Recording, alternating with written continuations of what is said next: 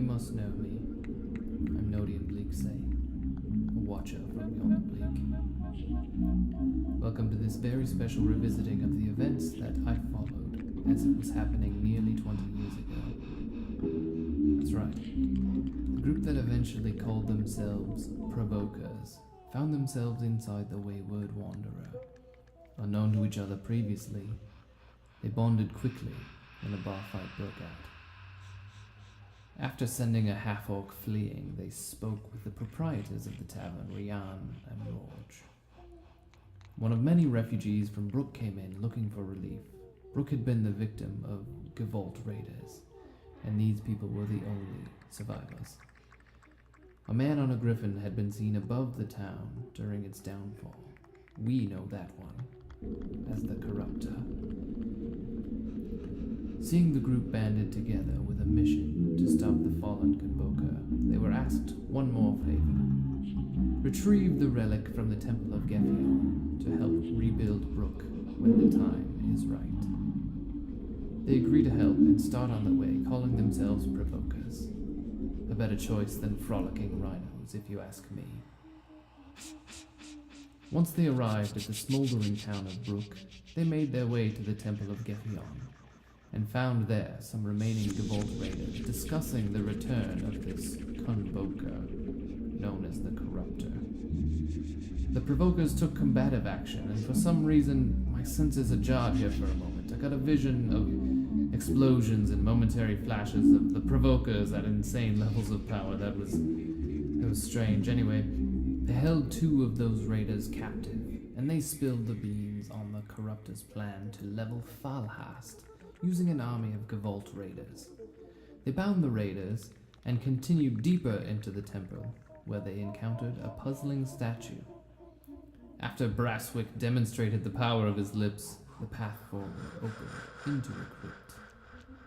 There, the Provokers encountered some arcane-powered scarecrows and a dwarven ghost pondering a riddle. The elf Erden cracks it, much to Durgan's chagrin. "What kind of dwarf am I that can't beat an elf at riddles?" he says, before getting a hold of the relic, which turned out to be one of the most fertile of soils. They discovered that it was in the claws of an owlbear. The Provokers went to work again. As they left the temple, the Corruptor meets them, having decapitated the captives they had left earlier. A battle ensued, and Durgan's beard is partially burned off before the Corruptor takes flight on his Griffon. Upon returning from their excursion, more refugees have arrived at the Wayward Wanderer, along with a strange offer from a merchant named Kinra. He wants the scale of Zertal, and he's willing to exchange the Ring of Three Strides. The Provokers gave him something close enough and went on their merry way with the ring, a dirty deal in their high view. They decided that they cannot take on the Corruptor's threat alone, and they decide to gather forces from nearby, starting with Demeter, where they meet up with Dagram Boltthrower and some Rift Rangers of Stone. They coordinate a strike into Demeter, where they eventually engage in combat with the ogre Migrog, who was leading the barbarians there. During the battle, Migrog threw a stone which turned out to be a powerful earth elemental. After besting Oakfell and his elemental, they looked around the area and found Stone Rift's thunder weapons in possession of the barbarians. And we thought perhaps that Stone Rift's allegiances would be in question. They found the scale that Kinra was originally looking for there as well. Oops. Eridon hangs on to that one. They also found a Convoker's ring, which Brasswick hangs on to. They travel onward to Stone Rift, where Durgan meets up with his blind father, and the party questions the allegiances of the two kings in Stone Rift, Nosmir and Balrog. Doing some digging undermined a Stone Rift. The Provokers eventually proved that it was Nosmir that had struck a deal with the Corruptor, and he was summarily executed by his brother Balrog in the Hall of Thunder.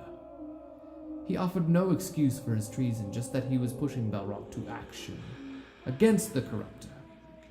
His last words were, "I am ready to die." It was only moments later that we learned that Falhast is already under attack. While in Stone Rift, Brasswick passed on his prayer book to a young boy. I wonder whatever happened to him. I also focused on dice for a moment and saw that he was crafting a wooden 20-sided die. Perhaps you remember who this was eventually a gift for. We also shouldn't forget that Durgan was given Storm's Reach, the Hammer of Nosmer, to aid in his battle against the Corruptor. It was given to him by the Thunderlords, who promised to work against the Corruptor. The Provokers rush off towards the Shade Vale to enlist the helps of the elves there, but are ambushed in the lift by Hellscreamers, led by Una Strongsong. A truly epic combat followed, and if you remember it as I do, the Provokers barely escaped out of the fallen contraptions moments before it hit the ground. Una survived, but was captured by the Provokers. They interrogated her, learning all about how the Gevault fell to the influence of the Corruptor. She rolled the die that Dice had carved, and then was executed by Aerodin. The Ring of Three Strides was used for the first time, but it sent them into the water of the well outside of the Wayward Wanderer by Keenra's design. It seems he wasn't too happy having the wrong scale in his possessions, and the Provokers were trapped in the well with Notyug.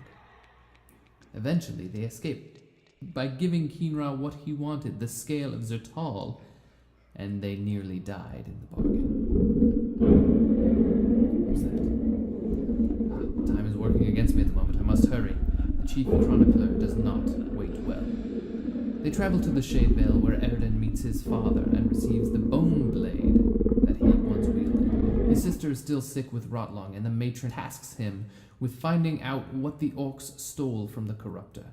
It turns out, after the group got good and foggy on some troll tea, that it was the blade of a goddess.